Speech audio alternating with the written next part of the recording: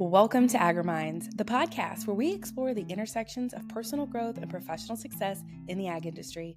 I'm Kacee, your host. Thank you for joining me as we dive in to the different strategies and insights that will help you level up your life and career. From mental health to leadership development, we're going to cover it all. So sit back and get ready to grow with AGRIMINDS. Well, welcome back to the AGRIMINDS Podcast.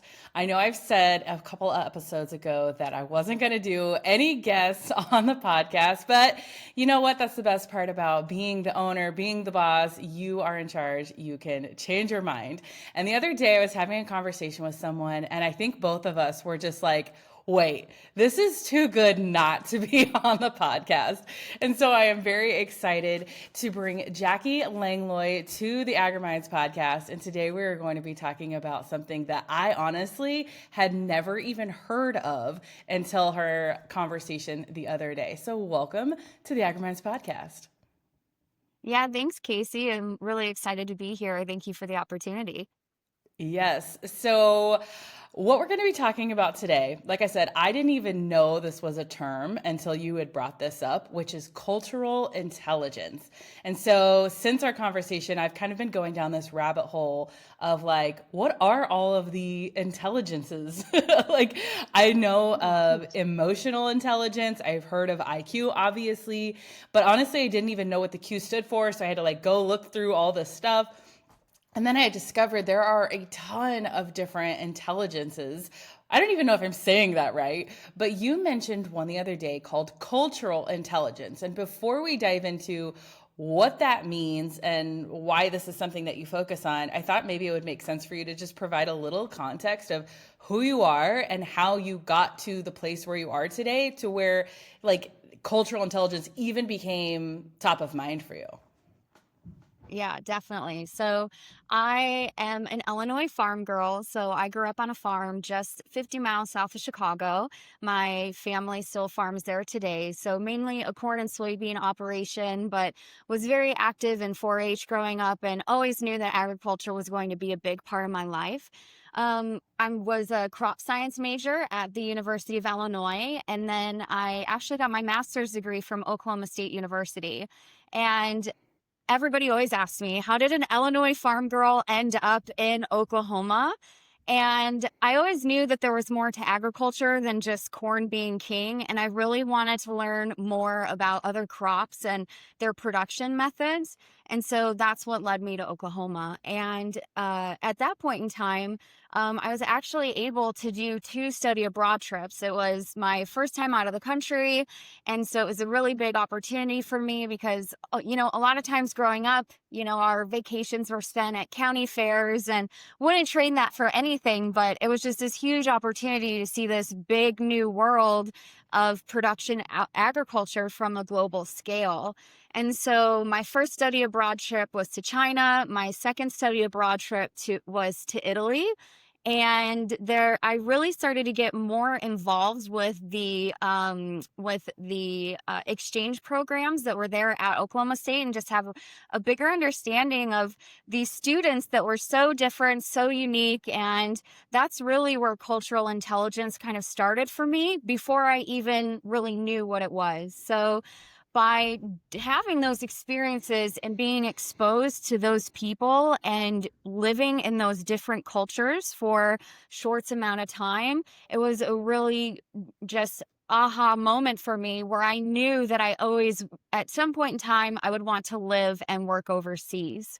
So in my professional career, you know, starting out, this was something that I always wanted to do. And I started as an agronomist and then worked my way up through sales and marketing. And then I had the opportunity to actually move overseas and move to France.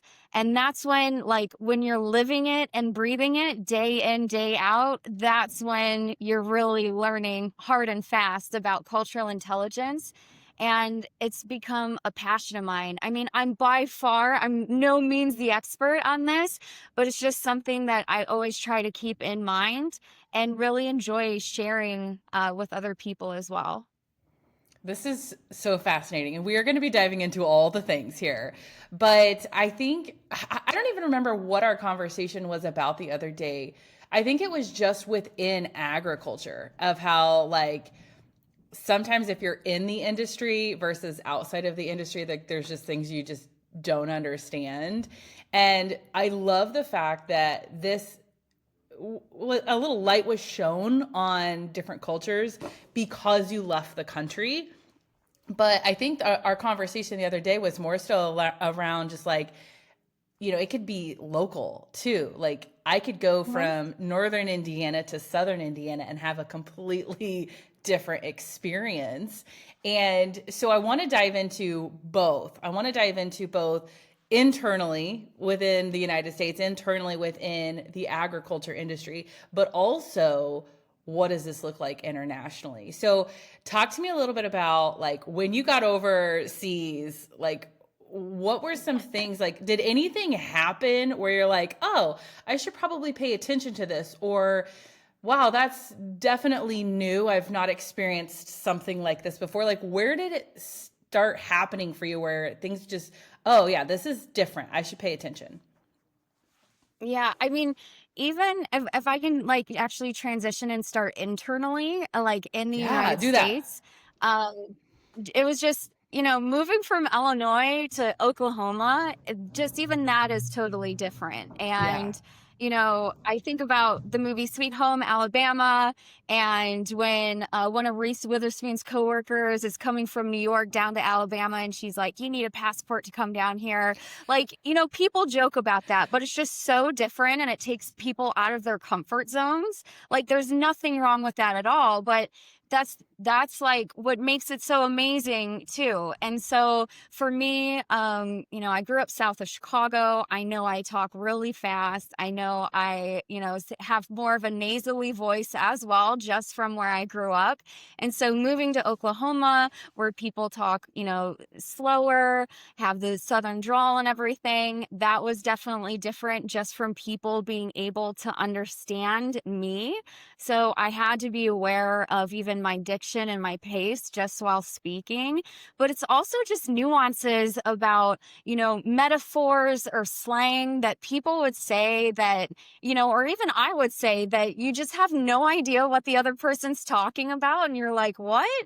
So Mm-hmm. it was a really great opportunity. I remember one time when I was a grad student,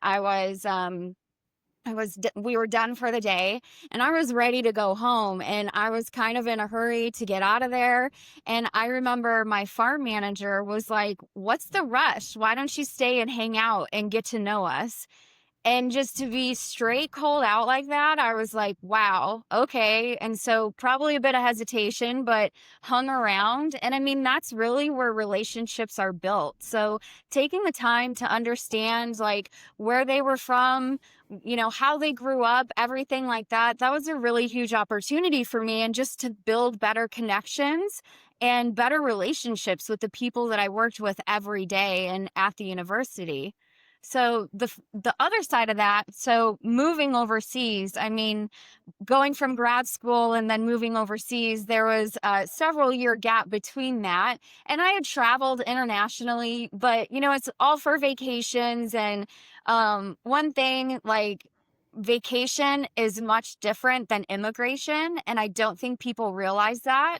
And I think they romanticize moving to another country, but they don't fully understand what that means, and not having access to creature comforts that you might be used to. So we can get into that a little bit as well. But moving to France, I mean, I had the luxury of also having the support of my employer at the time, which worked a lot with people to help get me set up and established in the country. But there were a lot of nuances there. Again, the hustle culture that we know as Americans, it was very different in France. And I'll give you an example. When I first moved, I was there a couple weeks, and some of my coworkers are like, oh, let's all go to lunch. I made reservations. We want to welcome you. And I'm like, okay. And it was a nice mix of like Americans and French people. And, we had different people working in the office as well. And so we go out and it's like, oh, what kind of wine do you want? And I'm like, wait, what? And they're like, yeah, we're going to get a couple bottles of wine. We're going to sit here and have lunch. And it was a 3-course meal that lasted nearly 2.5 hours. And for me, I was sitting there and I was like so torn, because while I was so appreciative that my coworkers were doing this for me, I had this crippling anxiety and guilt for not being in the office, and for not working and not like physically being at my computer and immediately responding to emails. And so that was something that was really interesting for me to learn, and to just really, it was humbling, because, hustle culture is great in some aspects, but it's toxic in others. And it was a humbling experience for me that I needed to calm down, and I needed to live in the moment and not just constantly think of what's next. And yeah, I mean, so that was probably the first where I was like, oh my gosh, this is so different. But there's other things too. Like, for instance, if you want to get an apartment, typically you need to have a bank account. Well, if you want to have a bank account, you need to have a cell phone number. Well, if you want a cell phone number, need to have a bank account or a mailing address. So there's a lot of things that are very intricate and related. And if you can't have one, you can't get the other. But it's kind of like, well, how do I get that if I don't have this? So you need to learn really quick how to build relationships and connections, and to not be afraid to ask for help. Wow. Okay. There's so many directions I want to take this. Okay. First of all, okay. So I want to just back up 2 steps here, because I did mention IQ, EQ, and now we're talking about CQ, which is cultural intelligence. So I honestly just had heard of emotional intelligence a couple of years ago. I don't know if I was living under a rock or what, but so when we hear the term IQ, and again, I had to go Google this, so I'm hoping that nobody else feels dumb, because I for sure did. But IQ stands for intelligence quotient. I'm assuming that's how you say the word. And then we've got emotional intelligence. And then some of the other top ones are physical, spiritual, social. And today we're talking about cultural intelligence. Can you shine a little bit of light of like, what does that mean? Like, is there a solid definition that you could share around like, what is cultural intelligence? Yeah, so I think just to compare it with emotional intelligence, because I do think people are more familiar with that, because it has been talked about a lot more as like a soft skill, especially for leaders, is having that self-awareness and also being aware of the emotions of others around you. And I think that a lot of leaders, they lean on the facts that they know and they understand, and that's how they try to lead, but they need to hone in on those soft skills. So that's a great start, but the cultural intelligence piece goes a step deeper to understand more of that person's why. So if you're working with someone, even the examples of, you said Illinois versus Oklahoma, just understanding, what was it like when they grew up? Like, where are they from? What's the typical, culture, or, just how do they usually operate in day to day? And just looking at that with the same culture, but then looking at other cultures as well, is just so important, because then you have a better understanding of what makes people tick. And like I said, tying it back to their why, because you can sit there and you can preach all you want about this vision or this strategy, but if it doesn't tie back to people's why and get them really excited and on board of how this is going to benefit them, or how they can be a part of it and add their value and their 2 cents to it, people aren't going to care. So I think it's a little bit of give and take in a relationship, and having that understanding of, like I said, why do people do what they do? Where do they come from? What impacted them when growing up? There's a lot of historical things that have happened in Europe, and that has impacted a lot of people in the way that they work. So, for instance, big one being World War II. I worked with several people that, World War II impacted their parents, which in turn impacted how they grew up and how they interacted with people. And I was working, this was when I was based in the Netherlands, so we're hopping countries now. But I was working with one of my Hungarian colleagues, and we were working on a project together, and we were getting some pushback. And I went ahead and I challenged back as well. And she was actually really shocked. And she just said, growing up, that would have never have happened. She would have, and even now, she would have never have thought to push back. She just wouldn't have dared to do that. And, I'm like, why? We're in a safe working environment. And she was like, well, that was just the way that she was raised based on history that had happened and impacted her life, even though it happened, 80 years ago. So it's really having that cultural intelligence and being able to explore and, have those conversations, I think it's really critical, especially as we become so much more connected, especially, just like with digital. I'm in Europe talking to you right now, and digital is bringing us together. Yeah, this is so good. And, that's the thing. It's like, I think most people who have worked for a corporate company or, have a higher education, they understand this more, or they've been exposed to this kind of terminology. But I think for and this, I hope this doesn't come across wrong, but I think like the average person in agriculture, when I'm thinking of farmers or ranchers, not saying that they don't have education or experience, but I think most of us, like we have grown up right there, like where our dads and our grandpas were, and we just have this bubble. And so sometimes whether we, go and do something about it, most of the time we don't have this exposure. We don't know what we don't know.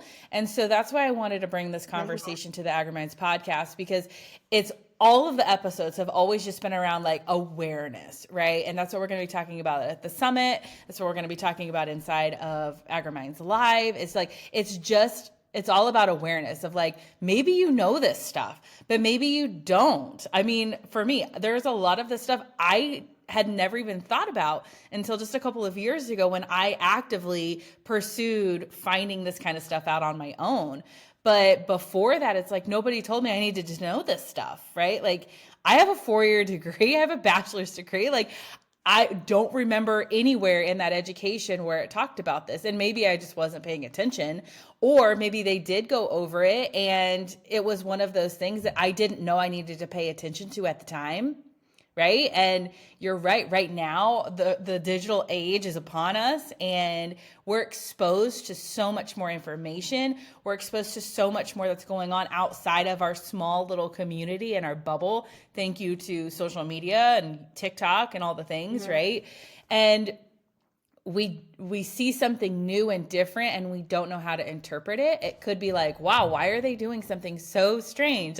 That's so different than what I'm used to seeing, when actually that's perfectly normal for them, right? Like for me, I grew up on a farm. My family was very prompt. Like if we said we were having lunch at noon, your butt better be in the chair like 3 minutes before noon, right? Like we're not waiting around, right? Like if grandpa said it's time for a lunch break, you're going and you're eating and you're prompt about it, right? And so when you were talking about like sitting down and having a glass of wine for lunch and it taking 2 hours, like that is totally my in-laws. They're Italian. And so they just, not that they don't know what a clock is, it's just they don't mind it as much as we do.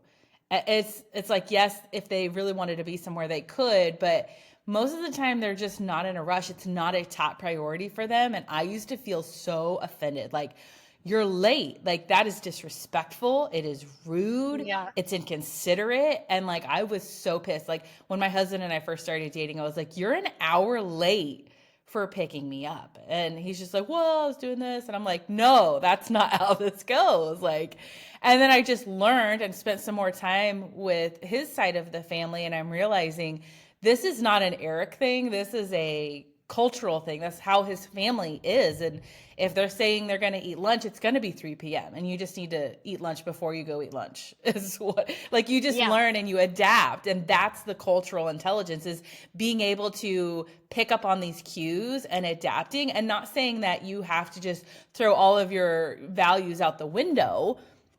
But it is just being aware of like, sometimes if you want to fit into that area, there are things you need to pay attention to and accept, right? But Yeah. also having your boundaries and just saying that is so against what I believe, and I'm standing firm in what I think is right or wrong. And I want to go back to where you were talking about like having lunch and like the guilt and the shame of like questioning, is this okay? Like, am I going to get in trouble because we're sitting here, like, I've just started at this new job and I am sitting around a table drinking wine during lunch? Like, that is not common in the US. Like, I'm not saying that people don't do that, because I mean, don't get me wrong, I've had a margarita during lunch break several times, but it's not like an everyday thing where you just order a glass of wine with lunch and it taking 2 hours, right? So, like, talk to me about how, or have you overcome the guilt, the shame, the questioning? Like, has that been accepted in your mind, or is that something you still struggle with? I think it's a mix. I mean, I've lived overseas now for, I'm coming up on 6 years. And so I've lived in France and the Netherlands, which, even though they're both in the EU, completely different cultures. So we can even get into that. But I mean, both are lovely in their own right. But I think it's, it's something, like you said, if you're taught something for so long and that's what you believe, and sometimes you're like, oh gosh, why are they doing that? There's still sometimes a little bit of guilt where, I'm like, ooh, I should be, doing something more productive with my time. Because I definitely think, especially as Americans, we measure our value in productivity, and and again, that's a fact. And we put away the emotional piece of, quality time with friends and family, or, building up on your faith, or learning a new skill, or anything else. So there's definitely give and take where, um, you know, it took me a while to be like, okay, this is okay. I'm not going to get in trouble. Nobody's going to yell at me for doing this. And if I don't want to, I can easily say no. And that's perfectly fine. So I think that there's a lot of transparency that starts to come out as well, especially when you're working with people who, you know, English isn't their first language. Sometimes you just have to be direct and cut to the chase. But people tend to be, when you're honest and transparent, they tend to be quite forgiving as well. And sometimes they might, be like, oh, come on, it's fine. And, maybe the opposite happens where they guilt you in.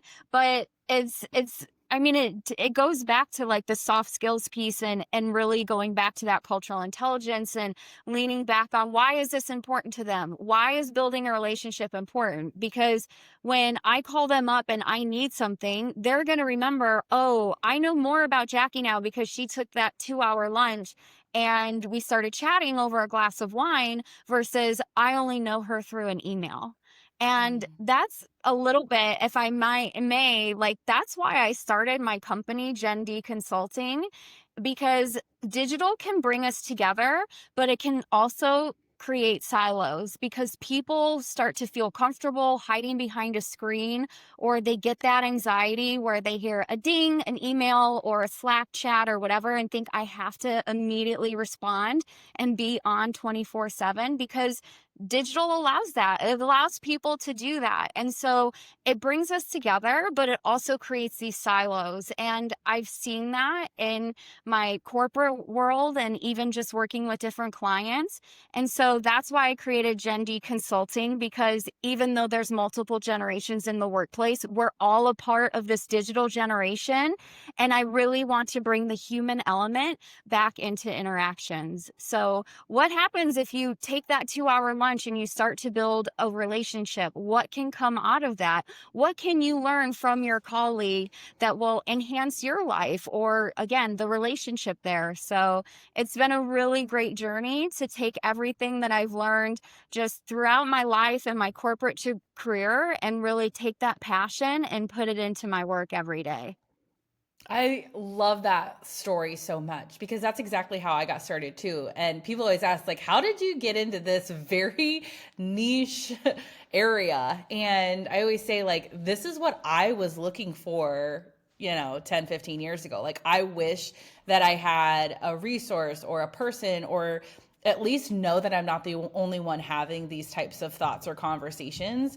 And so I just took what I was looking for and just created it. And now hopefully I can help other people through these same things. And so it sounds like that's something you have gone through as well. And I'm super curious because I've had to learn the hard way of like, I had to experience burnout. I had to experience, setting boundaries or getting walked on.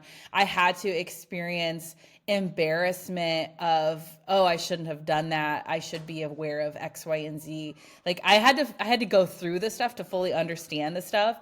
And so I'm just curious, when it comes to cultural intelligence, are there times that maybe you misread the room that provided awareness to you that you're like, okay, that's something that I need to make sure that I talk about more because I experienced that and I want to like set the next person up for success? Is there any story or experience that you've gone through where you're like, I misread the room, or I wish somebody would have given me a heads up to do X, Y, or Z?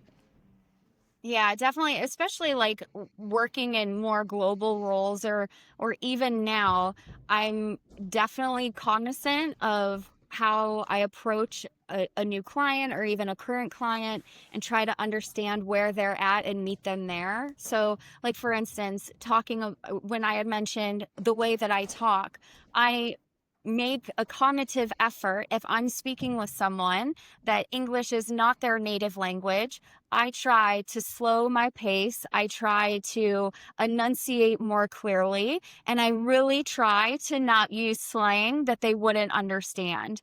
And so, just in different examples, when I first moved to Europe, I was, I was so excited. And I mean, I still am. I'm still so blessed to be living here.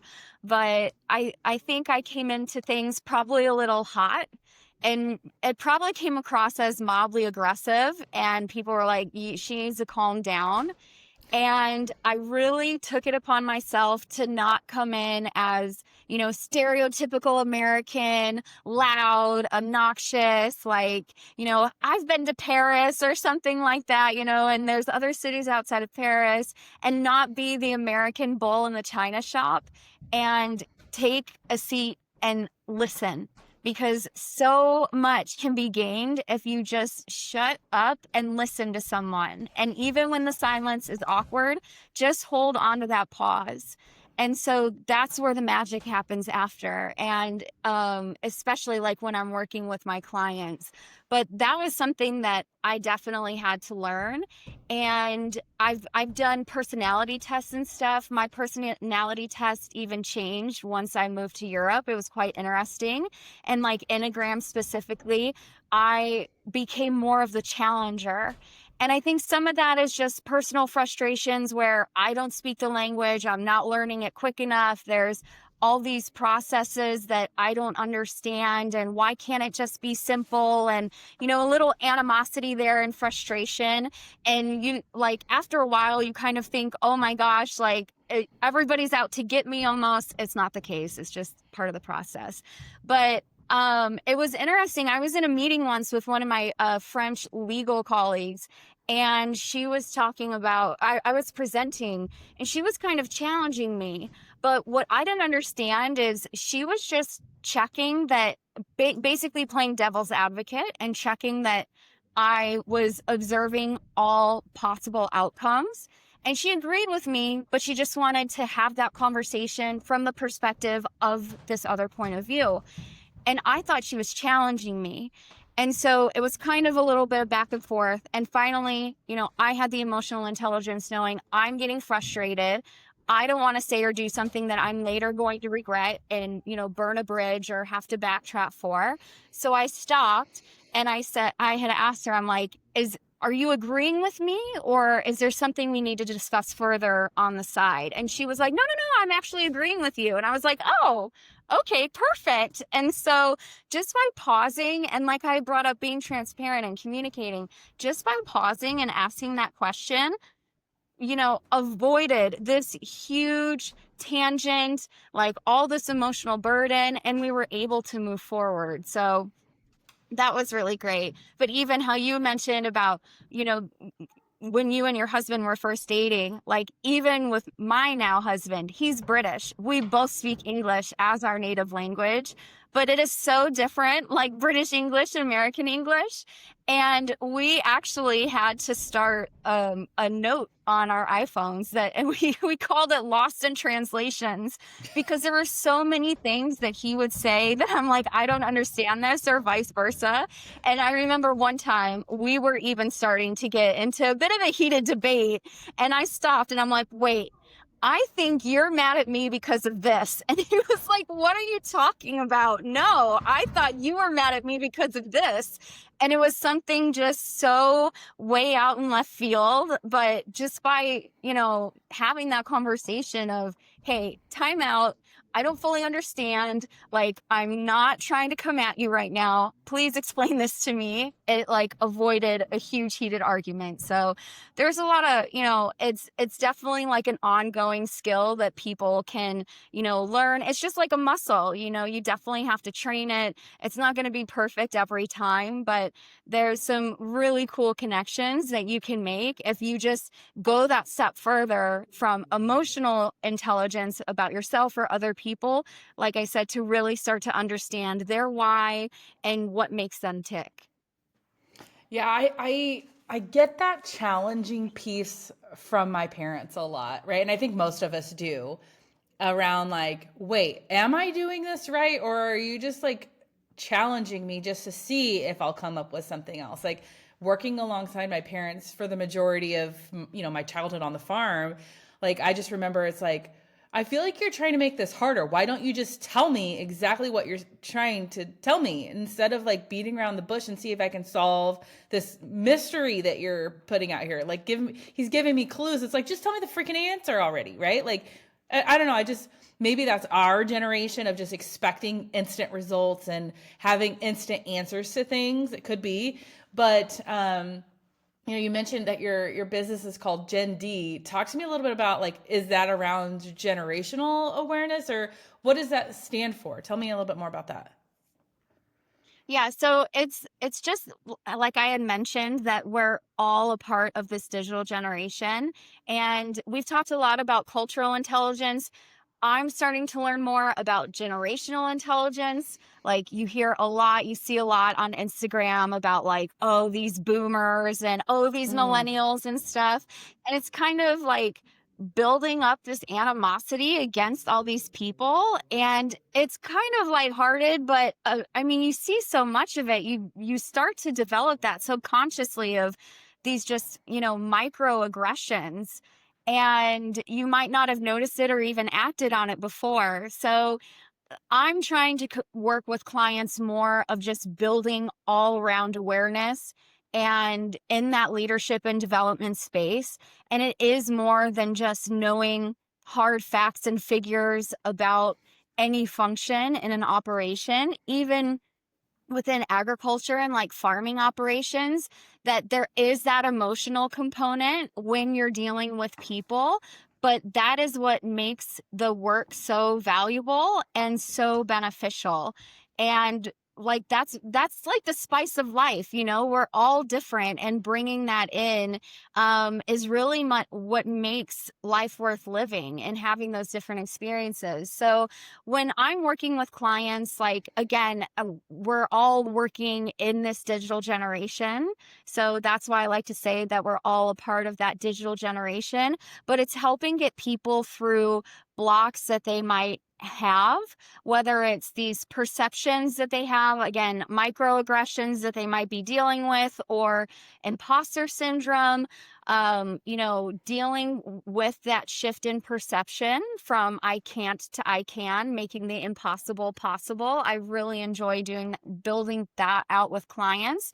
But then even things working through, people, you had mentioned burnout. So how do you set those healthy boundaries? And no is a complete sentence. And you can also just leave it at that. There doesn't have to be a justification for every time that you set a boundary. And what does that look like? And what little boundaries, can you set in order to take back control of your life? I also work with clients about communication, because it's all great to, go through the practice of setting these boundaries and having these perceptual shifts, but it also goes into the changes and that change management. And a lot of that focuses about communication. And so building up that confidence and getting them to feel confident enough to articulate the changes that they want to make in order to help move them forward. So it's been super rewarding to help people kind of, cut out all that chaos if they feel like they're being pulled in so many different directions and have, in agriculture, we wear so many hats and have so many roles and responsibilities, but help bring clarity to that. And then again, build confidence and that communication piece. Yeah. Oh, I love that so much. I am all about like practical, realistic, I don't even know if tips and tricks are the right thing, but just like tools or action items that people can do. And especially if they can take it away from just listening to this podcast episode, like I'm all about that, because what I don't ever want to do is be like, let me bring all this awareness for you and then not tell you what to do with this information. Yeah, So definitely. if you could help people either become aware of something, or know what to look for, and then give them a strategy, what would it be? And let me provide a little bit more context to that. Let's just narrow it down into the agriculture industry, because that's where my listeners are. My listeners are farmers, ranchers, employees at ag businesses, ag business owners. Like, talk to me a little bit about like if you could give them 1 to 2 scenarios or things to pay attention to, and then make a shift. Walk us through like a framework or something to have some kind of practical takeaway.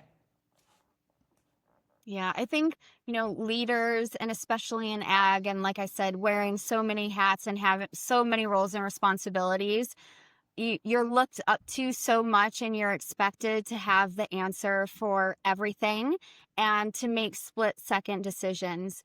And that can cause a lot of reactivity and regret. So I always like, as we discussed, of living and embracing that pause, like just take a moment to pause and actually think. And I'm sure people are like, I don't have time for that. I get you, and it's a part of that hustle culture.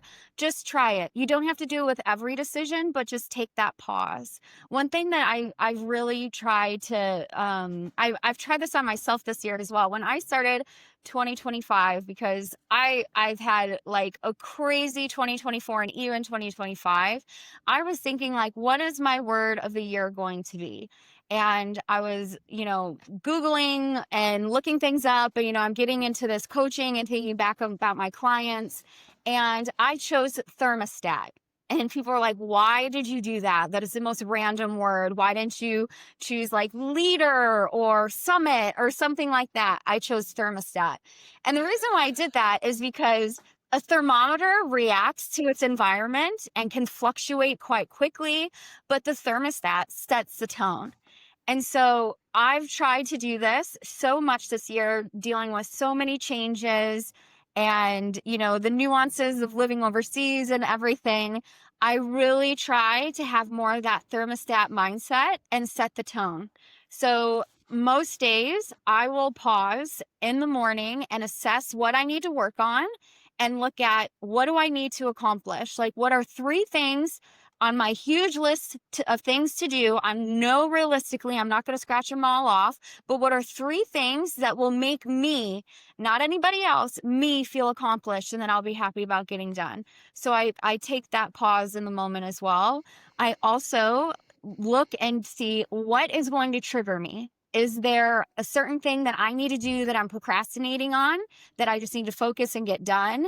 Is there a client that I know that might be a bit draining for me? And I don't mean that in a negative way. It's just you become so connected with people that you work with that I might need to take, another 30 minutes after our call before I dig into something else.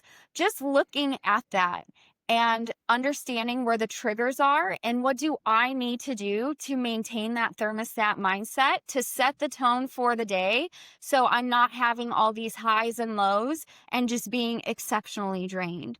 So that's what I would, really encourage your listeners to do, is really ask themselves, how can they set the tone and how can they maintain that thermostat mindset for the day, weeks, and months ahead? That's so good, because everything that we do is reactive in agriculture. Like, if I'm thinking of more of the farmers who are listening, right? Like, you can't know what to do unless you know what the weather's going to do, or what are the markets going to do, or what, XYZ price, right? Like, so much of what we do is reactive. And so where you can be proactive, be proactive. Where you can control your emotions and your actions, do that. I think that's so good. And I think we do forget it, because when you're in reactive mode, it's like you can't even stop to think, what do I have control over? Because you're just like in this pattern, you're just stuck in this reactive mode, and you're like spinning your wheels and you can't get out of it. But I love that you also suggested the power of the pause. And I actually have a client, and he just wanted to know, like, how can he show up as a better employer, right? Like, he was a large farming operation and had several employees, and he's just like, I just want to make sure, like, I don't want these guys to just show up and do field work for me. Like, I want the quality of life to be there. I don't want these people to be burnout, because they are also members of my community. Like, just help me, prep some stuff and help me be a better leader. And something that I noticed is that every time I said something, I mean, he just instantly had a response, like everything. It's like he was sitting on the edge of his seat to have something to say as soon as my lips stopped moving. And something that I noticed, and we ended up doing a lot of work on this, is that he wasn't listening to understand, he was listening to respond. And so when it came time to understand what his employees were struggling with and how to better support them, he just wanted to solve the problem. He just wanted to have something to say, and not because it wasn't in a bad or negative way. He just wanted to have the problem solved. And that was the hustle culture. Yeah. That was his personality type. And I said, here's your challenge. And he's like, oh gosh. Well, I said, every time I get done talking, you have to wait 4 seconds before you can respond to me. Oh my gosh. He sat there after I stopped talking. He's like, like, he was trying so hard not to say something. And I was like, you don't need to fill the space counting to 4. I want you to take that pausing opportunity, and it may not actually be 4 seconds. Give yourself whatever time you need to think of the right thing to say next. Not for you, but for the person you're having the conversation with. Because communication is 80% of what that other person needs to hear and 20% of what you need to say, which is so hard to believe and understand. But John Maxwell talks about it really good in the Everybody Communicates, Few Connect book. And he talks about, like, communication's not about you. Communication is about what that other person is receiving from your words and from your actions. And when you understand that, it's like, mind blowing. I love that you said, like, it's not about you, it's about them. And I think that people really struggle with that, or even leaders. And I mean, don't get me wrong, people genuinely tend to want to help people. And I think that's why they jump to solutions. Or, like I said, when you're dealing with a client and they've got all this going on and they need help cutting through the clarity, like, I'm not going through it. I could easily be like, well, why don't you just do this? Like, duh, it's so obvious, but I'm not living that. And I know the flip side has been, happening to me, where there's just so much going on with, work and visas and travel and everything else. And you're like, oh my gosh, where's the adult in the room? Can they just tell me what to do? Tell me what to do. Most of the time people know. Most of the time people, they have it within themselves, but they just need someone to listen. And so a lot of times, like, I'll even do this with friends and family. Like, I'll say, do you want solutions or do you just want me to listen? And sometimes they don't know or they're afraid to tell you. And at that point, I'm going to take the hint and I'm just going to listen. And I'm just going to, sometimes people just want to vent. And a lot of times after that pause, you find out what's really going on. So that's so valuable that you would coach this person on that of just, wait 4 seconds, just, take a breather, digest what you heard, and then move forward or have a better understanding. So yeah, that's so amazing. Yeah, and we talk about the working genius quite a bit on this podcast too. And I've used that same example where my husband will come in, he's got the genius of invention. And so he'll come in with all of these amazing ideas. He's like, we could do this. What do you think about this? And I'm like, hold on. And my discernment will want to take over because discernment is one of my geniuses and wonder is my other. And so, of course, my natural instinct is to evaluate and see the workability of something. And so when he comes in with all these ideas, I'm like, do you want my opinion? Do you want me to take this and assess it and like see if it'll work? Or are you just brainstorming right now and you just want me to play along? And most of the time he's like, I'm just having fun thinking about it. I don't think we'll actually move forward with it, but wouldn't that be really cool? And I'm always like, that would be really cool. But obviously like that's not gonna happen. We're not doing that. But I think it's that intelligence and that awareness. And I've used the word awareness so often, but I think there were so many times where I think intelligence might have been a better word because it is the ability to not just be aware, but know what to do in that situation of like, do I respond? Do I react? Do I shift who I am? Do I let this person kind of lead the way? And it's just all about, yes, awareness, but also the intelligence of what do I do with this? How do I show up now that I have this awareness? Do I need to make any changes personally? So I love that so much. You mentioned something about like, yes, you have Gen D, you do consulting and things like that, but you also do speaking and some other offers. Talk to me a little bit about what your business is, who do you work with, and tell listeners a little bit about like what maybe you could do for them if they were looking for support in this area. Yeah, thanks for the opportunity. So yeah, I'm Gen D Consulting. So I offer both consulting and coaching services to clients.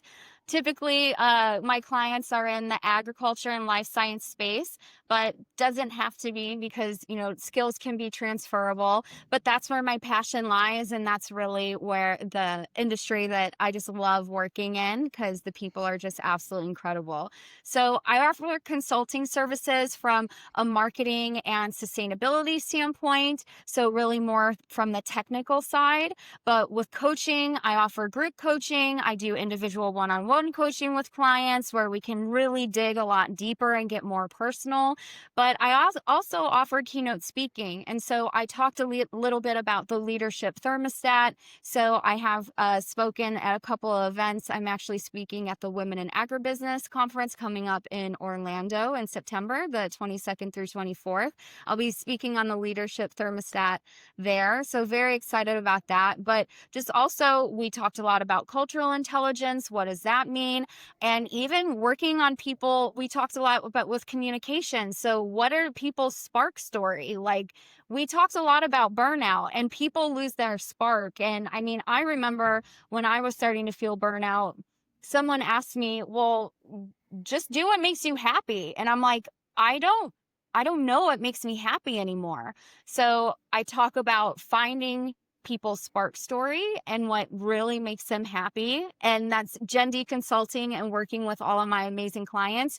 That's what makes me happy. So I'm glad that I was able to find it. But yeah, I really enjoy all the aspects from, public speaking engagements, keynote speaking, coaching, and also consulting.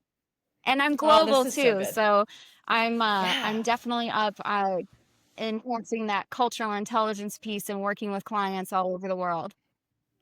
I think that is so fascinating. And I know so many farming operations and even businesses within agriculture, corporate businesses. They are sending people across the country and across the world to go see how do they do it in this office, what's farming look like there, right? Like I have my cousin-in-law, I don't know if that's an actual term or not, my husband's cousin, he is based out of St. Louis and all the time is getting sent to Germany to go work with those offices so that way they can kind of exchange information of like, how do we do it better over here, how do we do it better over there, how do we market differently, things. And we were just at the Farm Progress show a couple of weeks ago, and the amount of groups that were from other countries that were coming and learning about equipment and technology and farming practices here that they can then take back to where they're from. I mean, it's so crazy to think how easy it is to gather information, and also how slow it is to change at the same time. Like, farming practices haven't changed on some farms in decades, but the amount of information at your fingertips, and it's really cool to see that you're out there bridging the gap, and not just for farmers, but anybody. I mean, you're working, like you said, globally with all types of people. It comes down to the human behind it. And your work is so important and it's so impactful. And so I just want to commend you for doing what you're doing, because I know it was probably scary getting started and finding your footing, and you're doing it. And I'm super, super proud of you. Well, thank you. Yeah, it's been super rewarding. And, that's the thing, like you have to be very confident in your abilities and basically not afraid to suck at something new. And I knew that, my experience of growing up on the farm and, having that grit and that determination just ingrained at such a young age, I knew I would be able to do it. And I just had to get over the fear of, like I said, sucking at something new, which I didn't suck. It was just a perception that I had, and I had to work my way through it. But it's been absolutely incredible. It's been so rewarding. I had a call with a potential client the other day based in Hong Kong, and it's fascinating. But I mean, still the other day I was at the gas station. So I'm in France currently. I'm typically in the Netherlands, but I'm in France currently, spending the summer in France. So not many, grown-ups get to say they can do that and have a summer break in Europe, let alone in France.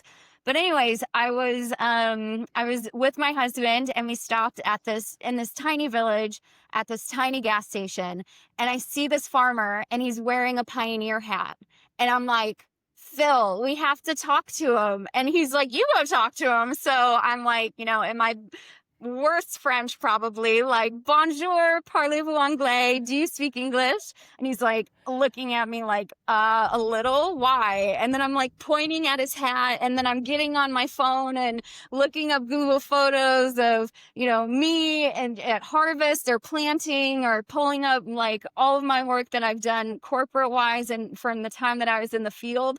And he looked at me and he was like, you farm? And then in like broken English, French, thank you, Google Translate, we were able to have this conversation. This guy ends up, like, we leave, we exchange numbers and we leave. And I look at Phil, and I'm like, my husband, and I'm like, that guy is going to go home and tell his wife, you will not believe what happened to me at the gas station today. Sure enough, I got a text, and he was like, I went home and I told my wife, you're not going to believe what happened to me today. I met this Illinois farm girl, and it was so amazing. They invited us out to their operation. Like, we got to learn all about their farming practices. He farms with multiple growers, so we got to meet them. My parents came for Christmas last year, so we spent it in France. They hosted us. Like, these people don't really know us at all. They invite me, my husband, and my parents in, who do not speak French at all. It was so cute. They actually tried to learn a little before they came over, and they hosted this huge multi-hour dinner, multi-course, everything's homemade. Their little boys come come out and they're showing us their tractors, and, they've got the farm mat that they play farm on, and they're showing us their prized tractor possessions and stuff. And I was like, we're in a different country, but there's so many parallels. Like, minus the language barrier, you would have no idea we're in another country. And so that's just what I love about working in the agriculture industry is, like I said, we're all like cut from the same cloth. And even though there's so many differences about, where we're from, how we grow up, how we farm, how we're able to farm, the language that we speak, like we just all have that passion for the industry and wanting to do more and wanting to grow the most food possible, feed the world. So it's been super rewarding.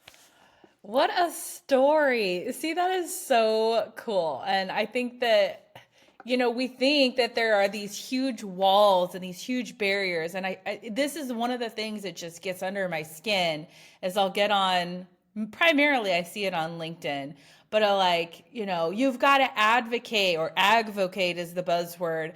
And people outside of our industry don't get it. People outside of our industry are clueless.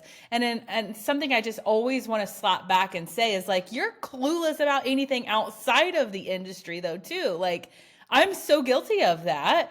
But it's like, y'all, like, it's not just a us versus them, it's a them versus us sometimes too. And it's like, what are you doing to better understand where they're coming from? What are you doing to understand their perception or their culture, right? Because like the biggest scenario would be, people who live in an urban area, like they're trying to start like a small farm or something, and they're like, well, they don't really know what they're doing. That's not real farming. Like, and it's just like, they're trying. What are you doing? And I mean, I don't know. That's one of those really fine lines of like, I don't know. Are we doing as much as we can to understand them? Or is it all about trying to get them to understand us? And we talked about that just a minute ago around like in communication in general, in culture in general, like it's more about understanding them than it is them trying to understand us. Not that it's not important, but at the end of the day, like it is. I don't know. I'm going on a tangent here, but I just think it's the awareness piece is big here. And I think if you are at least trying to understand the other person more than trying to prove your point or your perspective, you're going to build stronger connections. You're going to have a better time having a stronger relationship versus like this, you said, like animosity around like, I'm just trying to prove this point. I want them to understand me. It's like, okay, but what are you doing to try to understand them too? So this is a fabulous conversation. And I think you and I could go for hours on this, but I just want to thank you for shining a light on this piece that I've not been able to touch on the AGRIMINDS podcast, but I think it's super, super important. If someone wants to follow along with what you're doing, connect with you, to work with you, find you at an event, where can they find you and learn more? Yeah, definitely. And thank you for the opportunity. This has been great. And I agree. I think we could just chat and chat and chat for hours. But if people want to find me and learn more and work with me, my website is gendconsulting.com. So GEND consulting.com. You can also follow me on Twitter, now known as X. I also have an Instagram page, or you can look me up on LinkedIn, Jacki Langlois. Well, thank you so much for joining us today. And like I said, just sharing your story and a little bit about cultural intelligence, and for taking some time to just walk us through some of the experiences that you've had personally to help you be more aware and bridge that gap.